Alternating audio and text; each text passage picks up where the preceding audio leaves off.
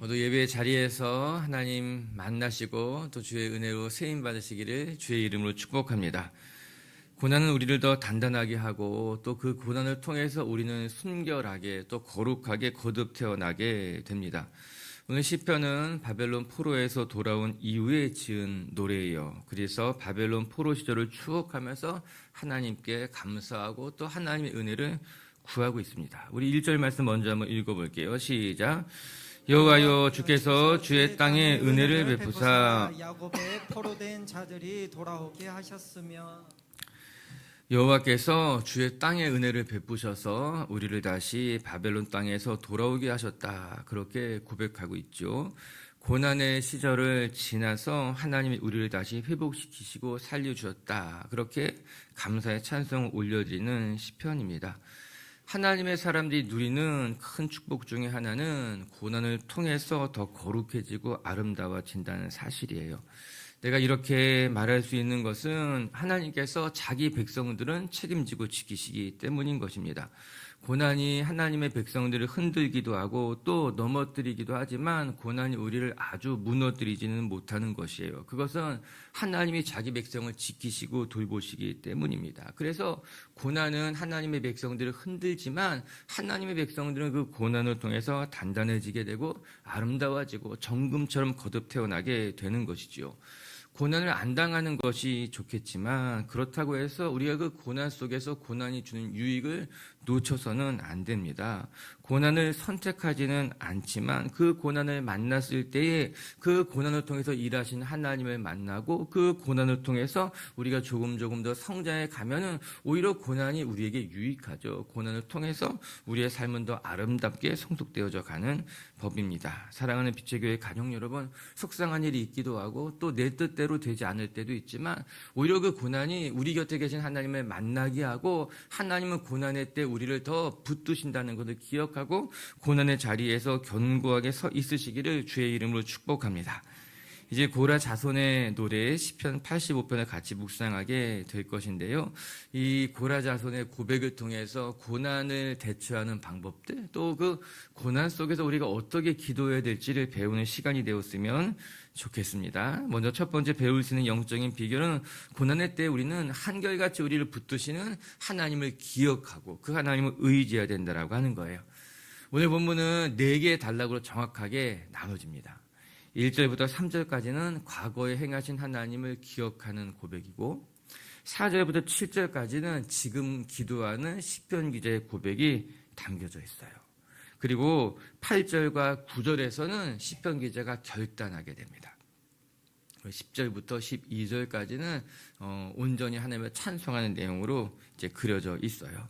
오늘 우리가 먼저 묵상할 것은 전반부의 말씀이에요. 1절부터 7절까지의 내용인데 그 전반부에서 시편 기자는 과거에 행하신 하나님을 기억하고 그 기억을 이제 더듬으면서 현재의 고난을 이겨나가게 하고 있는 거예요. 먼저 2절, 3절 같이 한번 읽어볼게요. 시작.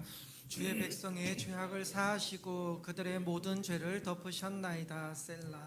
주의 모든 분노를 거두시며 주의 진노를 돌이키셨나이다. 1절부터 3절까지가 바벨론 포로에서 돌아온 이야기다. 그렇게 말씀 들었잖아요. 우리 포로된 우리를 하나님이 돌이키시고 구원해 주셨다. 그뿐만 아니라 하나님이 우리의 모든 죄를 덮어주셨나이다. 이렇게 고백하고 있더라고요.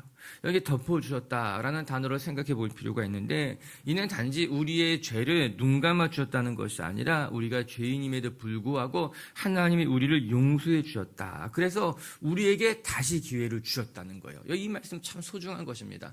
우리가 허물이 있고 죄가 있지만 하나님이 우리를 용서하셨을 뿐만 아니라 우리에게 다시 기회를 주셨다는 거예요. 다시 하나님의 백성답게 살아갈 수 있는 기회를 주신 거예요. 그래서 그냥 용서만 하신 것이 아니라 예루살렘으로 되돌아오게 하신 거죠. 허물이 있었는데, 부끄러운 것이 있었는데, 여러분, 이 말씀이 은혜로운 것이요. 이스라엘 백성들이 바벨론 포로로 잡혀간 이유가 무엇입니까? 이스라엘 백성들이 끊임없이 하나님 앞에 범죄하면서 이방 우상을 섬겼던 것이죠. 하나님의 말씀하시는 정의와 공의를 저버린 채 악한 삶을 살았기 때문에 하나님께서 이스라엘 백성들을 치신 것 아니에요? 바벨론 포로로 붙잡혀 가게 하신 것 아니겠습니까?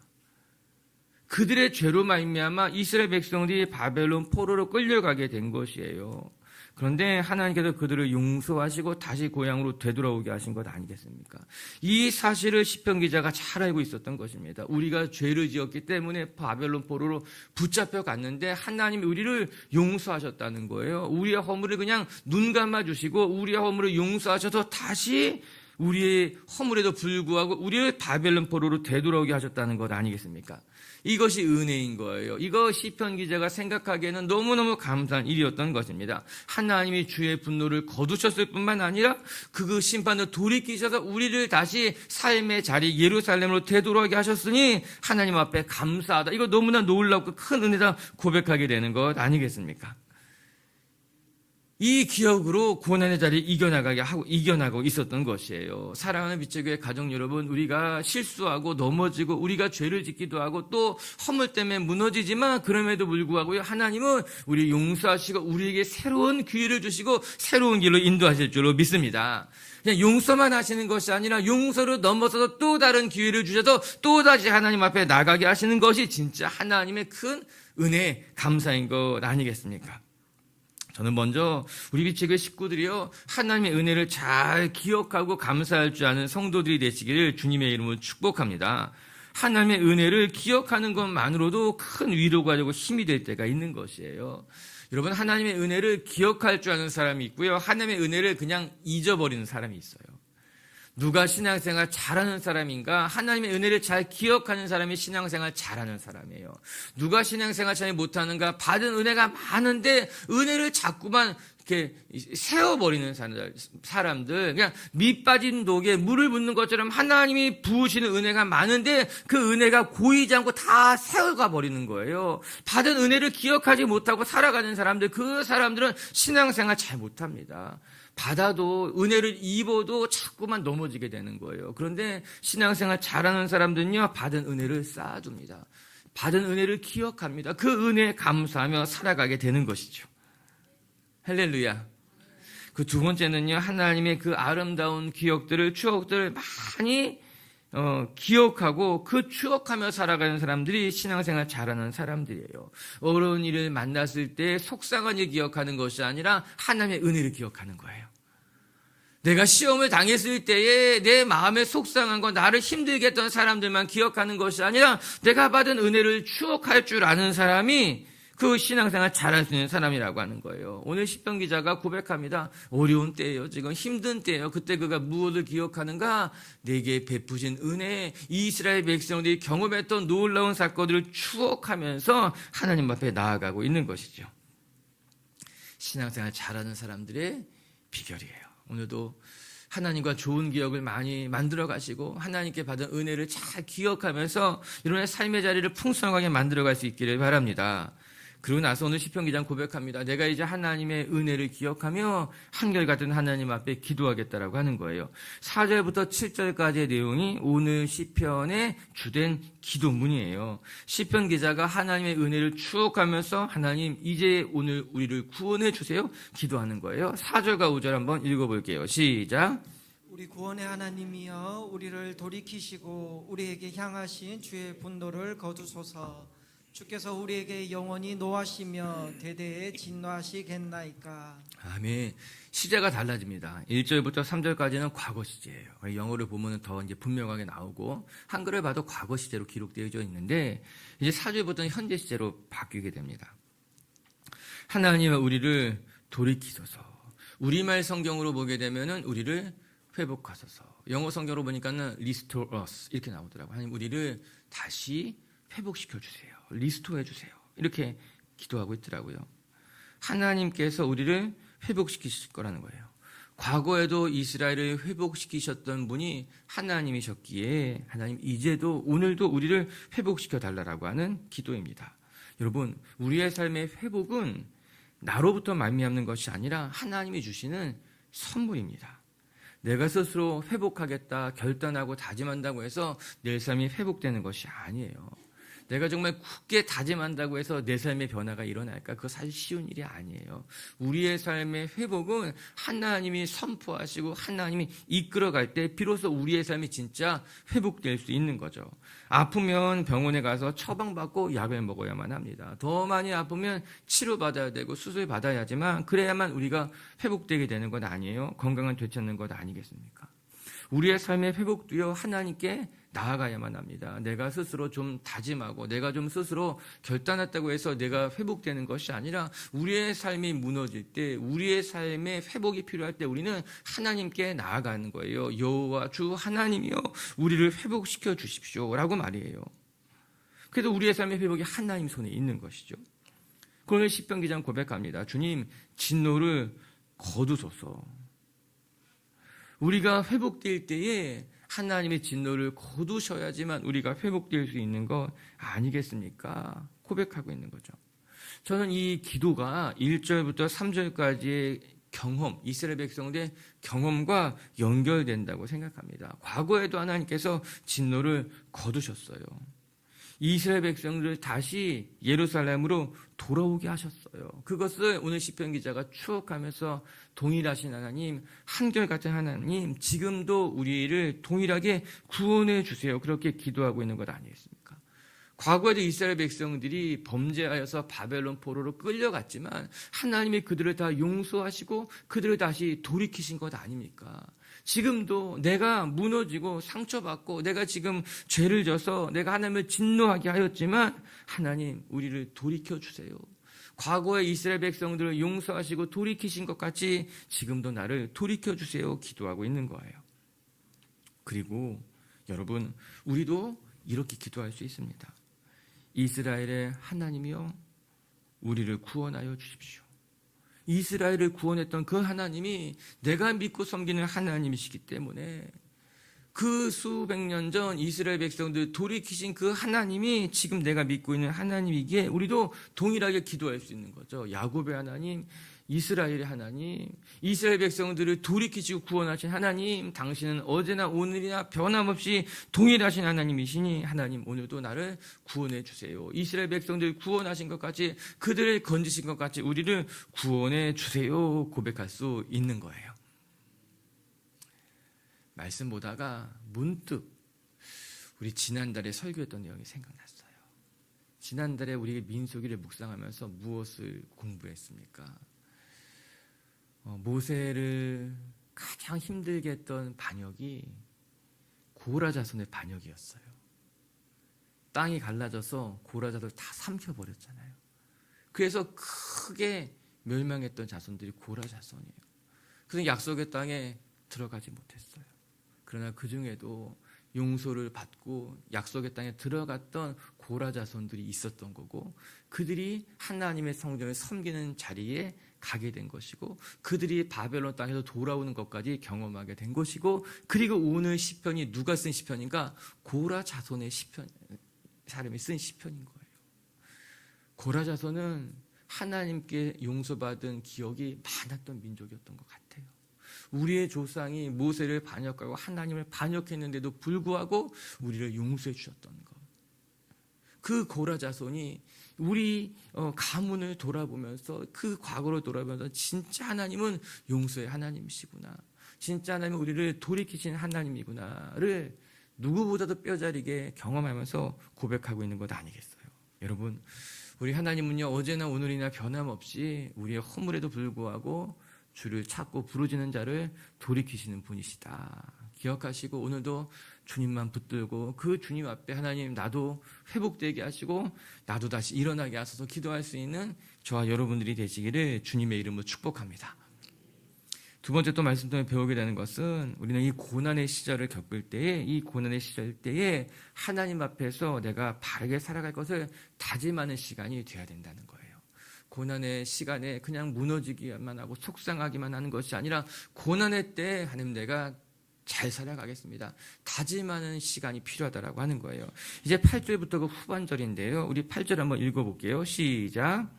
내가 하나님 여호와께서 하실 말씀을 들으리니 무릇 그의 백성 그의 성도들에게 화평을 말씀하실 것이라.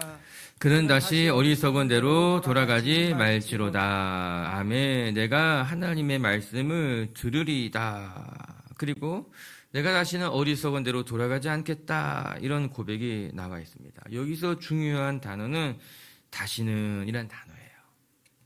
그들이 다시 어리석은 대로 돌아가지 않으리이다. 이게 시편 기자의 권면이고 동시에 결단이기도 합니다. 내가 다시는 이 죄를 반복하지 않겠다라고 하는 것이죠.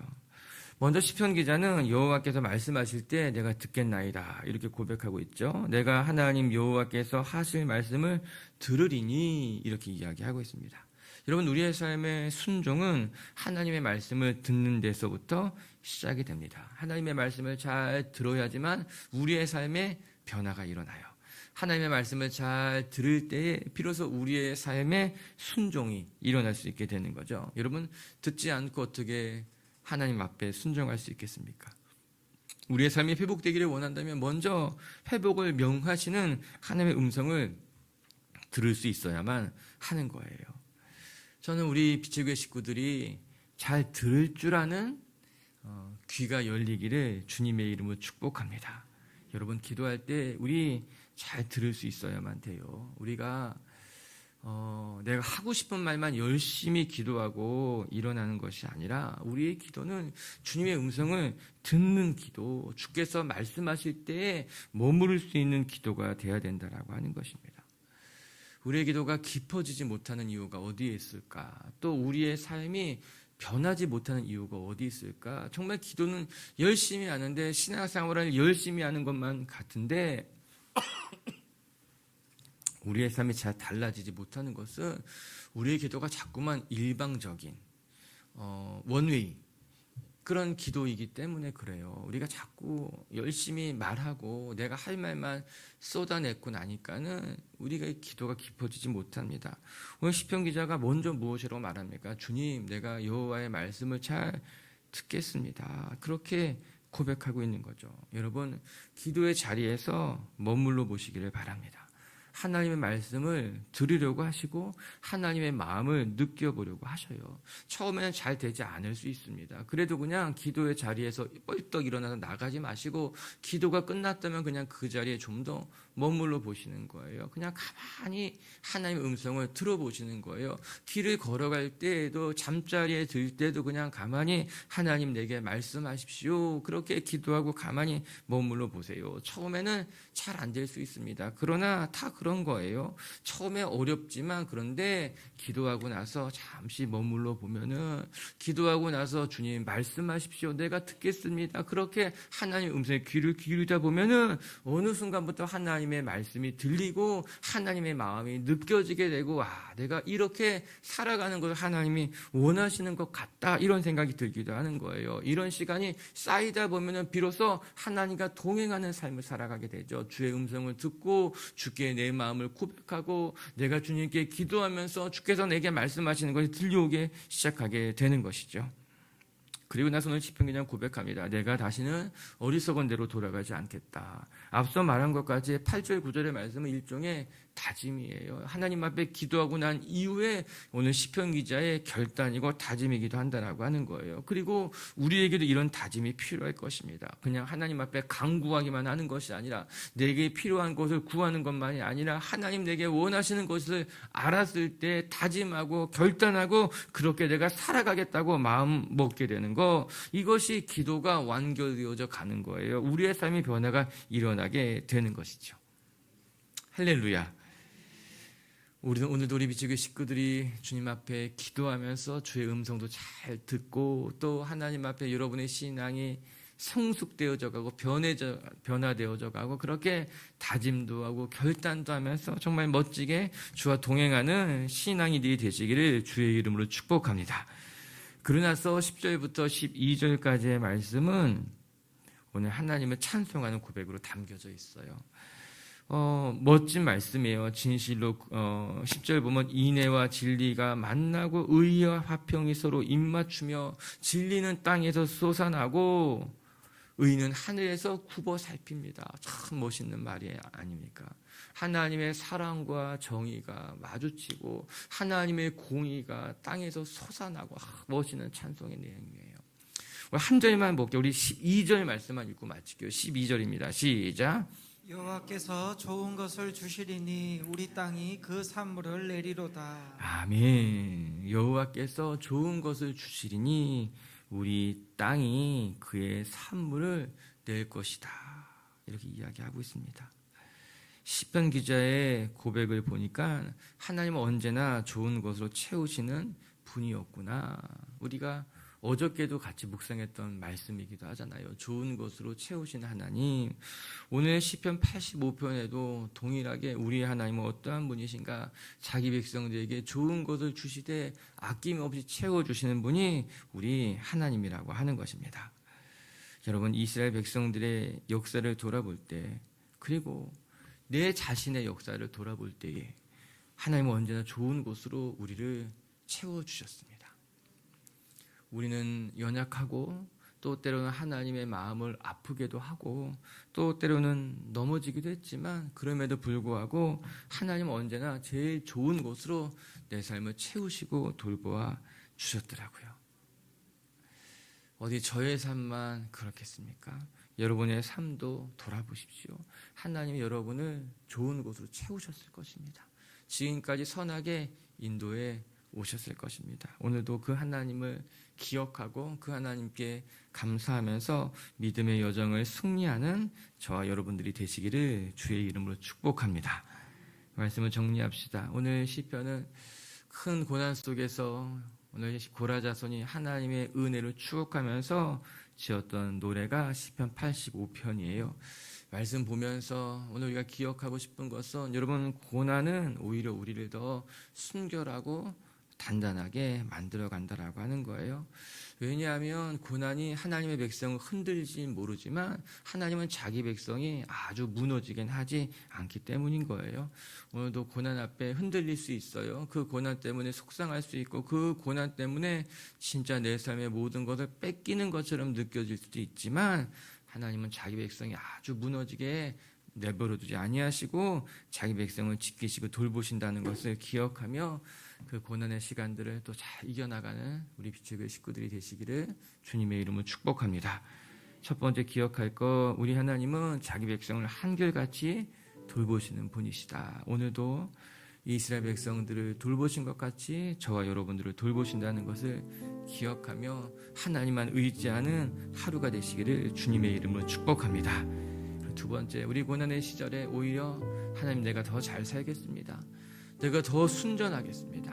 내가 더 주님 앞에 바르게 살아가겠습니다. 결단할 수 있는 그런 빛의 교회 가족들이 되시기를 주의 이름으로 축복합니다. 같이 함께 기도합시다.